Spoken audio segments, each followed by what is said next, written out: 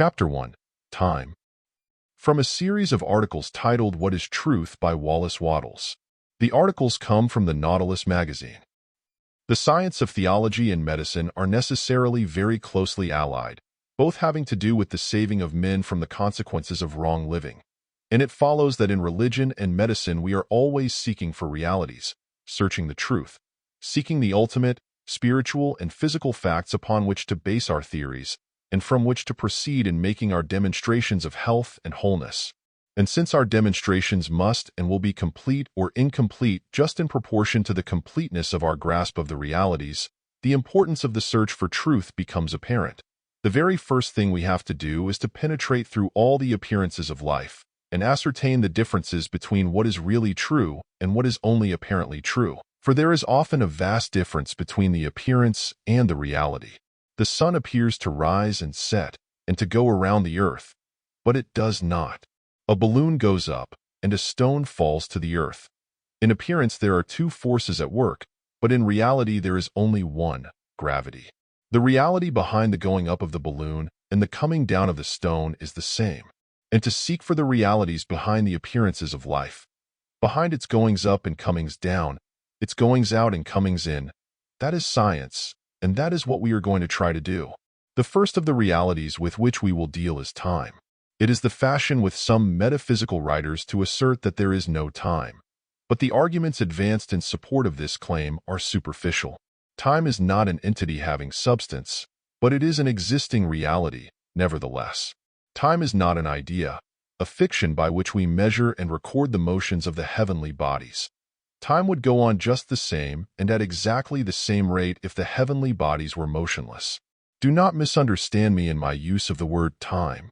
Many people suppose that time began when man began, and must end when man ends as a mortal and physical being, and that the periods before and after the earth life of the human race are to be called eternities.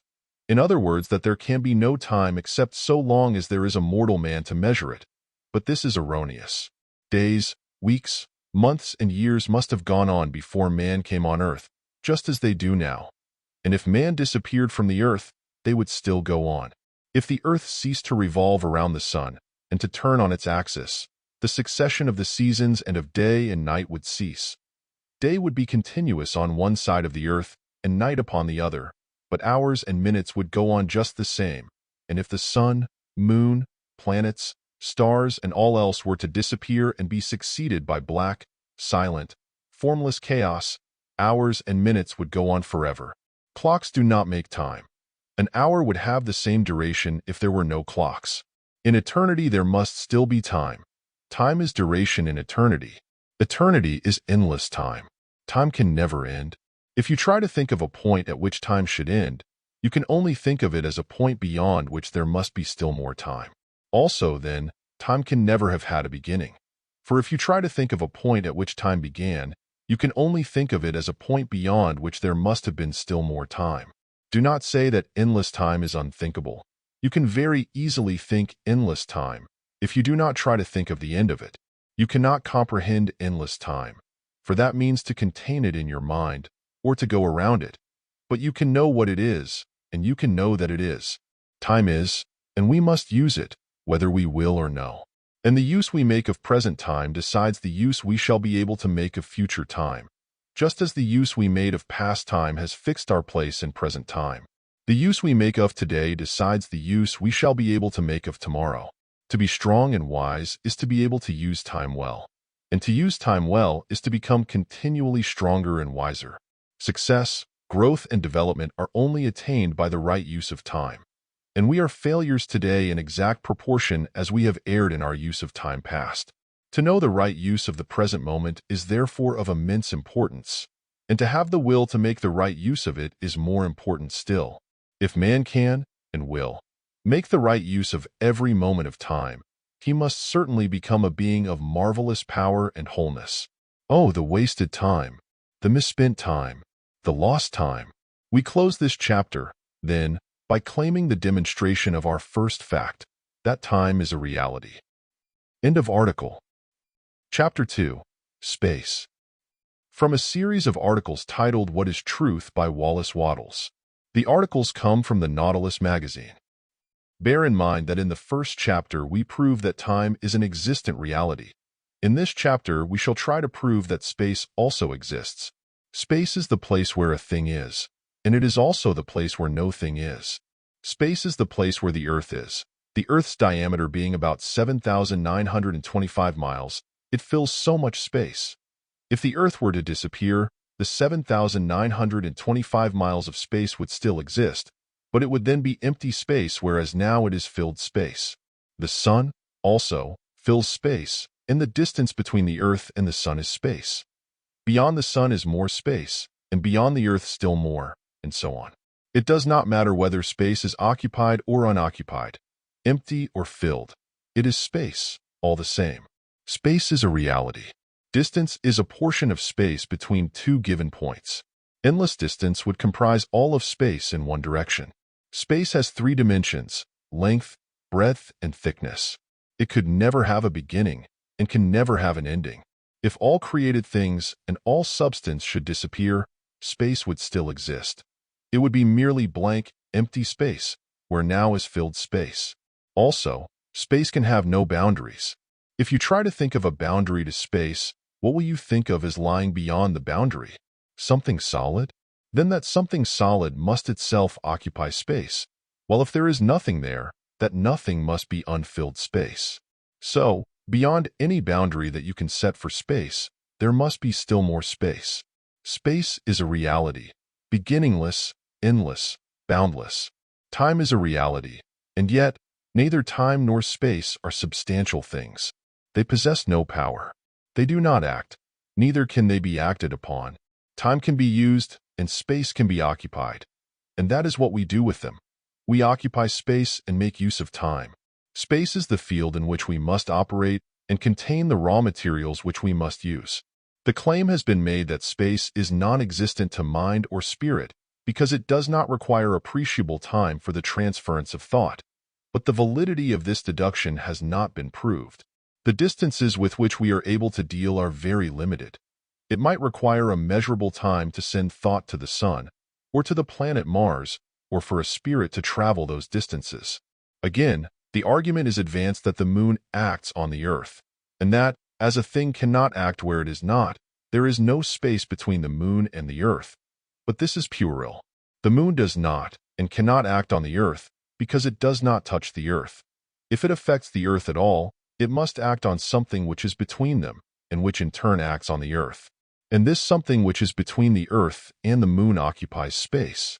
I have spoken of filled space and empty space. I do not know whether empty space exists or not, but it is quite thinkable that it should exist. There may be portions of empty space, surrounded by filled space. Or there may be endless extensions of empty space, side by side with endless extensions of filled space. I do not know. I know that there is filled space, and that there may be empty space. But, if there is filled space, what fills it? The answer to this must be in one word: substance. That which is not substance is not anything, and that which is not anything cannot fill space. Space is filled by substance, and cannot be filled by anything else. But what is substance, and how do we know that it exists? That we leave for the next chapter, closing this with the claim that we have demonstrated that we live in space, and that life consists in making use of time. End of article. Chapter 3. Substance. From a series of articles titled What is Truth by Wallace Wattles. The articles come from the Nautilus Magazine.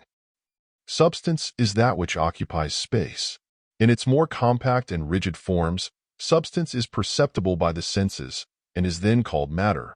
But in its finer and more ethereal forms, when it cannot be perceived by the senses, substance is still matter and is essentially the same. The apparently many substances of nature are in reality only varying forms of one substance. The differences between them are due to varying degrees of pressure and to the form and rate of vibration of the atoms which compose them. Ice is a solid substance, water a partially fluid substance. The vapor arising from water verges on the gaseous state, and oxygen and hydrogen are gases. But a piece of ice may be brought back through all these stages and converted into oxygen and hydrogen, and no change is made in it except that in the fluid state the atoms are less firmly pressed together than in the solid state. And in the gaseous state, the bond of cohesion is still weaker, and the atoms circulate or roll around each other more freely than in the fluid state. It is now a well-known fact that nearly all the growth of the vegetable kingdom comes from the atmosphere. Trees, plants, and flowers are solidified air. The furniture in our homes and the walls of the houses in which we live are merely solidified gases. Burn them, and they return to their original state, leaving only a handful of ashes as material evidence of their existence. And if we learn to treat these ashes with the right agencies, they, too, will vanish into the ethereal realm. The earth itself, so firm and solid under our feet, was indisputably once a ball of flaming gases and vapors, and in the stage before that, must it not have been still more ethereal? It is all solidified atmosphere. Our own bodies are compounds of gases. In the crematory, the human form vanishes. All things came out from the ether, and all things are ether, changed to more or less solid forms by differences in atomic pressure and cohesion.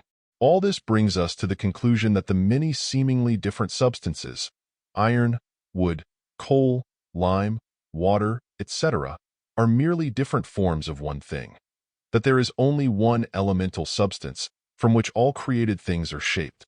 As we find that solid things are the gaseous atmosphere, solidified by an increased atomic pressure, so we shall no doubt find that the gases are produced from one ether, being brought to the semi-fluid state by increased pressure, and at last we must conclude that there is one perfectly fluid substance, of which are made all the things which do appear. This one substance is the stupendous reality behind all the appearances of the material world. We will now take up the study of this substance. First, we must get rid of the idea that there is anything else. Substance is all there is. We live and move and have our being in substance. We, ourselves, are substance. We must conclude that substance cannot have been created, for that it should have been formed out of nothing is unthinkable. Substance always was. Forms have been created and are being continually created, changed, and modified. But the substance of which those forms are made is the same, yesterday and today and forever. When I speak of forms, I mean the so-called material universe. Suns, stars, planets, seas, continents, trees, plants, gases, and the bodies of animals and men. All these are varying forms of the one changeless substance, which is all and in all. And as this substance has existed through all of time past, so it will exist through all of time future, for it is indestructible. We may change its forms, but not one particle of it can we destroy. Does this substance occupy all of space? Evidently not, for the more nearly we carry its forms to their original state, the more fluid they become. We go from solids back to gases, and from gases to ether, and so on. And we conclude that the one substance must be perfectly fluid, and if that be so, its particles cannot be solidly pressed together. There must be space between them, as in all fluids. Furthermore, if substance filled all space, motion would be impossible, for substance can only move when there is unoccupied space to move into. And as we know that there is motion, so we know that there must be empty space. This is a matter of some importance when we come to the study of consciousness. For if one substance completely filled all space, it must be absolutely solid, with its atoms pressed rigidly against each other. And not only could there be no motion in any part, but there could be no separate consciousness in any part. If consciousness were possible at all in a perfectly solid substance, it could only be the consciousness of the whole. But if there is empty space, there is not only room for motion, but there is room for separate portions of substance, which may be conscious within themselves. If there is empty space, there is room for man, as a separate portion of original substance to move about and to have a consciousness of his own. There may be more than one conscious intelligence, though there is only one substance. We close this chapter with the claim that we have demonstrated the existence of three realities: time, space, and a substance that moves in space. The next chapter will be devoted to the consideration of consciousness. End of article. Chapter 4. Consciousness. From a series of articles titled What is Truth by Wallace Wattles. The articles come from the Nautilus Magazine. That consciousness exists does not need proof. We know, and we know that we know. We are conscious of consciousness, and now we have to consider the source of consciousness. Turning back to the realities we have considered, we find that time cannot be the source of consciousness. We cannot think of time as being conscious, and the same is true of space. We cannot conceive of consciousness as existing in empty space, for there would be nothing there to be conscious. And so we see that only substance can be conscious. Where there is no substance, there is nothing, and there can be no consciousness. This is a proposition which you should consider well, until you have mastered it in all its bearings, that there can be no consciousness apart from substance, that empty space cannot be conscious. If consciousness exists, and it does, there is a conscious substance. This point we need to develop very fully, for it is vital. If it is not substance which is conscious, then consciousness must exist in the interstices between the particles of substance, or in empty space. And it is empty space which is conscious, which is unthinkable. But if consciousness exists in substance, then it is the substance itself which is conscious. For there can be nothing in substance but substance. It becomes clear, too, that consciousness cannot be the result of functional action within an organism. Functional action is merely motion, and motion is a shifting of substance from one place to another. If consciousness were produced by motion, would it not still be the substance which was conscious? Try to reason out how a substance could be made conscious by shifting it from one place to another. If consciousness was produced by the motion, then the substance could not have been conscious before it moved, nor could it remain conscious after it ceased to move. Try to think of a substance as becoming conscious and endowed with reason, memory, and love while making a certain motion, and as losing all these when ceasing to move. Try to reason out how motion could come first as a cause and consciousness follow as a result.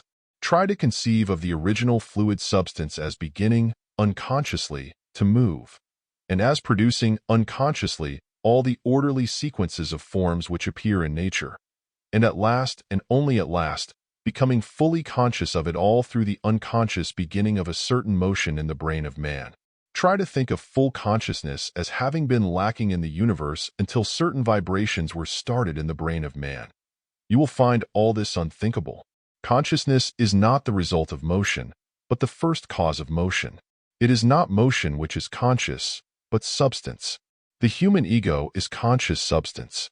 The next question is whether consciousness is an attribute of substance only in certain forms, or whether it inheres an original fluid substance, and to that we now turn our attention. Is it the brain which is conscious? Those who have kept abreast of the revelations of modern psychology, as set forth by William Hannah Thompson and others, know that it is not. The substance of the brain is not conscious, or at least, the substance of the brain is not the conscious, thinking, reasoning human ego. We have learned that the brain is the product, rather than the producer of consciousness, and that the intelligent direction of consciousness in the work of brain building may produce almost any desired change in the structure and capacity of the brain. Furthermore, there are many pieces of evidence which go to show that consciousness is not localized in, or confined to the brain, but extends throughout the body, and that we are conscious, not with our brains alone, but with our entire beings.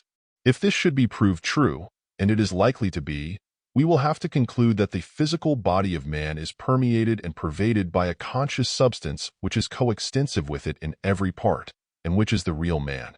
And we must also conclude that this conscious substance is original substance, and in a condition approaching its primal state. For it becomes apparent as we go on that complete consciousness can only exist in original substance in its primal state. Changes in state and form appear to limit consciousness.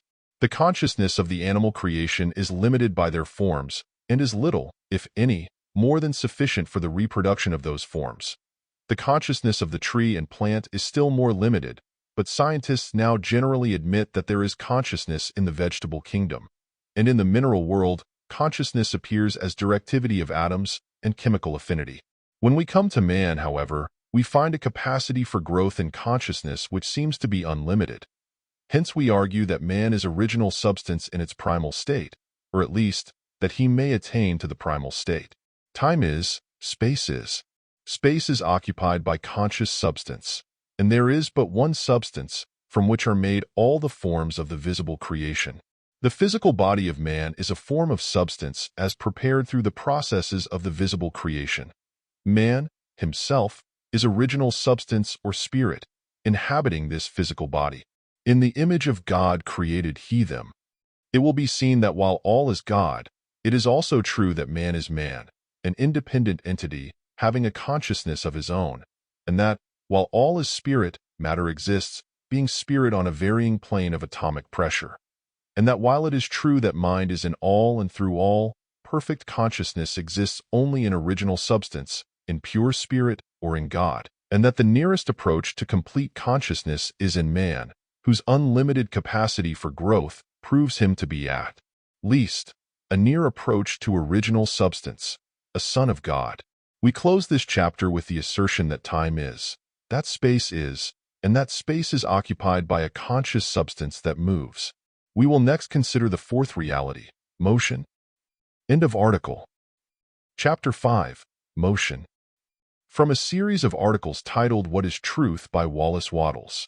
The articles come from the Nautilus Magazine. I presume no one will deny that motion is a reality. We know that we move, and we know that motion is going on all around us. The immensity of motion is staggering when we come to consider it. The motions of stars, suns, planets, and satellites, of rivers, lakes, and seas, of wind and clouds, of the circulation of sap and blood, of atomic vibration, and so on. Motion is the cause of light and heat, of sound, tone, color, electricity, magnetism. Differences in the shape and motion of atoms make bodies solid or gaseous and differentiate the so-called substances from each other. It may be seen then that motion plays an all-important part in the work of creation, that motion is the work of creation in progress, and so the study of motion becomes very important indeed. What is motion? That which moves is neither time nor space. It is not conceivable that either time or space should move. That which moves is substance. Motion, then, is a shifting of substance from place to place, or from one part of space to another part of space.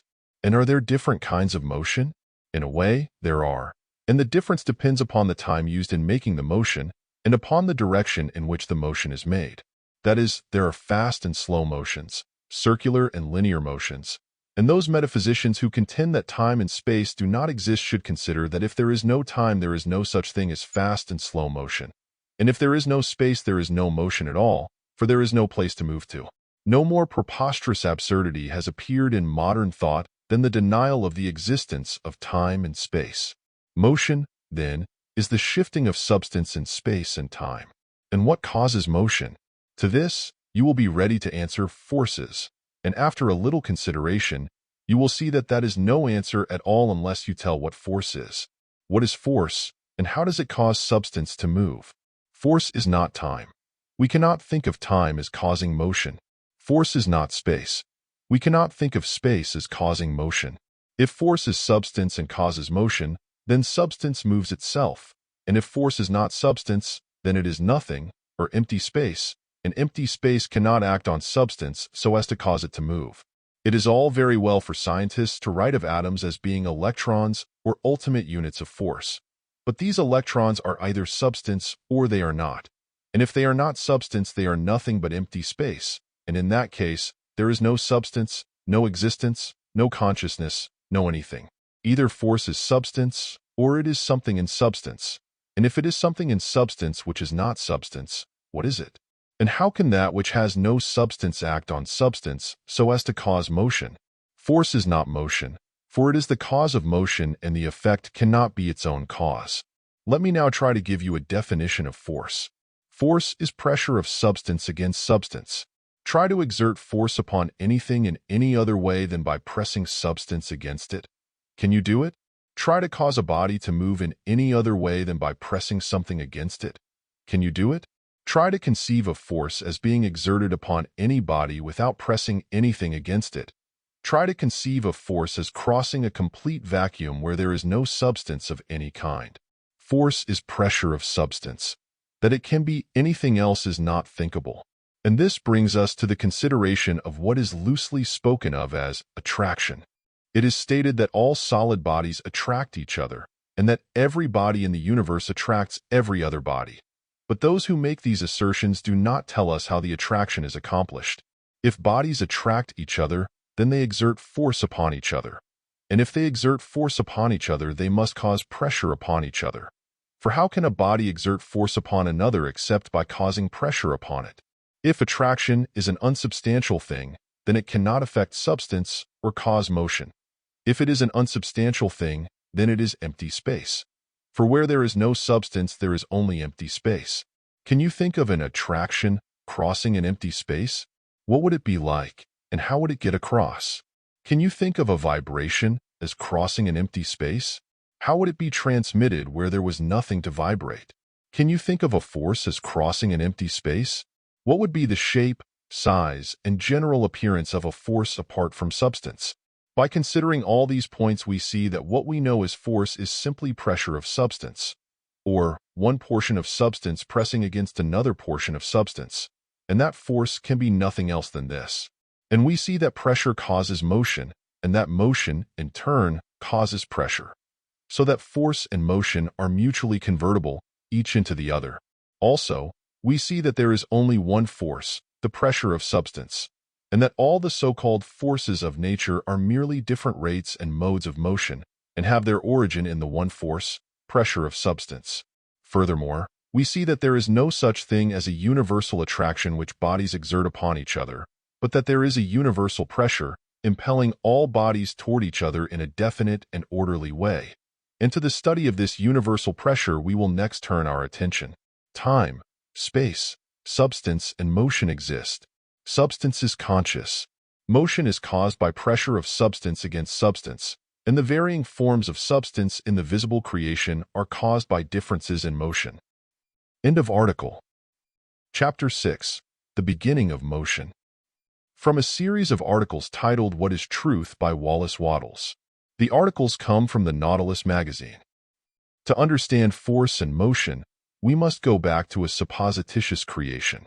Conceive, first, of space as being occupied by completely conscious substance in a perfectly fluid state, conscious throughout, alike throughout, and without motion. Now, can you conceive of motion as beginning in any part of this substance without an act of will?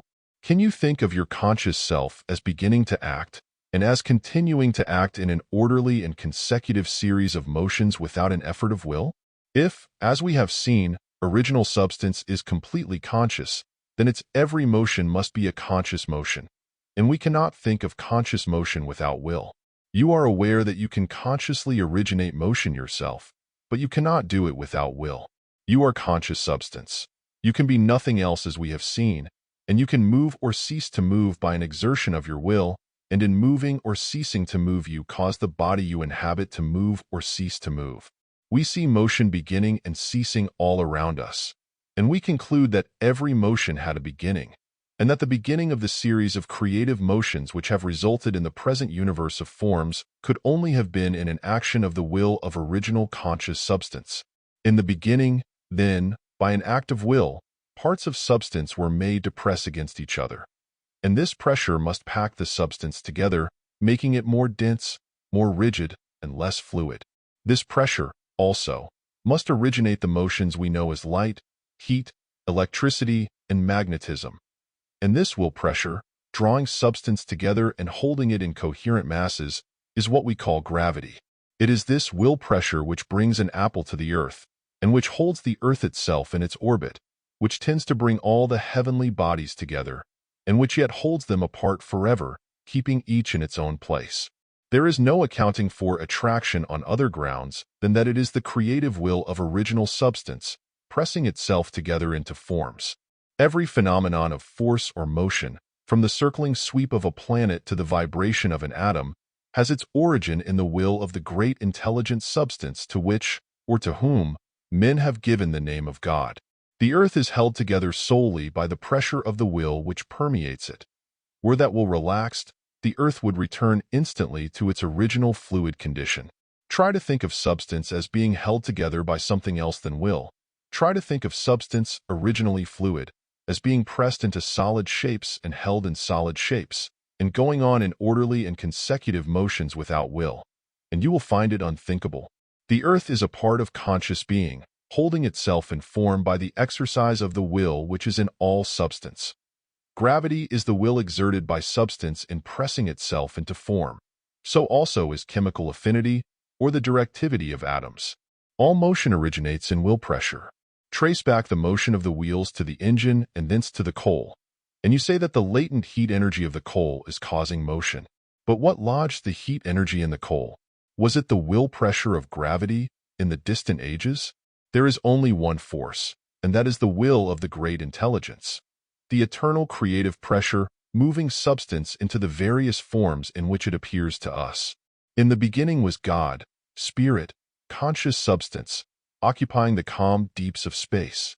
An act of will, and there was sufficient pressure to produce the particles of the luminiferous ether, whose vibrations produce light. And there was light. A further act of will, increasing pressing of substance together, and nebulous clouds appear. And by the great will these were pressed into spheres with all the accompanying phenomena of the motions of heat and electricity. And so the creation of forms went on until the visible universe appeared as it is, formed of one substance, by the will of God, and maintained and held together by the continued exercise of that great will. The question of motive comes in just here. We cannot conceive of continuous, orderly, and systematic action without a motive. And the question must come to our minds, what is the motive of the Great One in his work? With a little reflection, the answer must present itself. He is seeking happiness. We cannot conceive of a conscious being as continuously seeking pain, inharmony, or misery. Conscious action can have but one motive, and that motive is ultimate harmony or happiness. The purpose of God in the creation can be nothing else than his own happiness, and since he is all and in all, his happiness can only be attained in the happiness of all. Remember that the purpose of the creation is the happiness of all, including yourself, and that to be unhappy is to oppose the will of the great intelligence. Look now upon the immensity of the visible universe and contemplate the power of the Creator. See that in all and through all, from the rolling on a planetary system to the rising of the sap in a blade of grass, the one impelling power is the will of God. And this great intelligence is seeking pleasure and happiness in us and through us. Shall we doubt, then, that he can and will heal our diseases, give us every good thing that we need, and guide us into all truth? In the next chapter, we shall consider man's relation to this great intelligence. End of article. Chapter 7. Man and His Powers. From a series of articles titled What is Truth by Wallace Wattles. The articles come from the Nautilus Magazine. The universe is a great being who is seeking happiness in and through the forms which he creates from his own substance. And of all these forms, man alone has power to enter into intelligent relations with the Creator. To state it in other words, the great intelligence is seeking happiness in you, and you have power to cooperate intelligently with him in the search. That is what makes you man, the power to work with God in the search for happiness. And if this great one seeks your happiness, it must be your most permanent and perfect happiness, that is, your highest good. For being conscious of all that there is to be conscious of, and knowing all that there is to know, he is all-wise. And we cannot think of the all-wise as seeking anything less than the highest good, or as being satisfied with anything less than the highest good. As far as your physical body is concerned, the highest good that can come to you is unquestionably perfect health. The notion that there are circumstances under which pain and sickness are better for man than perfect health must take its place among those superstitious beliefs which have been exploded and discredited. Pain and sickness may be good for man if he takes them rightly, but perfect health is always far better if he takes that rightly. And it is a self-evident proposition that God can find complete delight in man only as man is completely whole. The great intelligence, then, seeks perfect health and wholeness in you. And the substance of the living one, filled with life and power, presses up on you on every side, seeking to impart life and power to you. But you, being a portion of that great intelligence, are supreme within your own personality, and so you will have health or not as you receive and recognize this health of God. If you fail to recognize and receive the all-health, and if you recognize disease within yourself, you prevent God from reaching you, and you form within yourself that which you recognize as existing. If you continuously recognize the perfect health of the intelligent substance, in which you live and move and are, and of which you are a part, you cannot be otherwise than well. It is another self-evident truth that man's highest good demands that he should have the use of all the things he is capable of using in order to live all the life he is capable of living. Man's highest good, and his real happiness can be attained only when he has abundance for every physical and mental need. Just as it is true that God cannot fully delight in you if you are physically sick, so it is true that he cannot find happiness through you if you are mentally or physically starved, or lacking the essentials for life, growth, and enjoyment. Happiness consists in living fully, and God can live fully in you only when you have everything to live with. So, the desire of the Great One for you must be that you shall have abundance. But here again you are supreme within yourself. What if God presses abundance upon you, and you persist in recognizing only privation and poverty? If that be the case, you will remain poor in the midst of abundance, as millions of people are doing. And to be poor or in want is to oppose the will of God, who seeks happiness in all and for all. We are parts of himself, and what can he do when his will is opposed and his bounty rejected by a part of himself? The solution of man's problems of health, wealth, and growth can be reached when man unifies himself with God, the great intelligent spirit, substance, who seeks life and happiness in man. And man can unify himself with God only by constantly recognizing God, by considering and acknowledging God, and by looking to God in prayer. The prayer of faith is really an affirmation, and an affirmation is the recognition of an existing fact. When you live in constant and conscious contact with the great intelligent substance, you can have no sickness, and his desire for happiness in you will cause the exertion of that mighty will pressure to bring to you all the things that make for your highest good. The man who can completely unify himself with the divine substance becomes a center toward which the divine will impels every desirable thing, and that man will not and cannot lack for anything. The universe is a great being, an intelligent substance, occupying space and using time. His desire leads him to create forms from his own substance, and in these forms he seeks happiness. Man has but to unify himself with this great being to secure the supply of every need and the gratification of every desire. Man only needs to learn how to pray and how to work. End of article.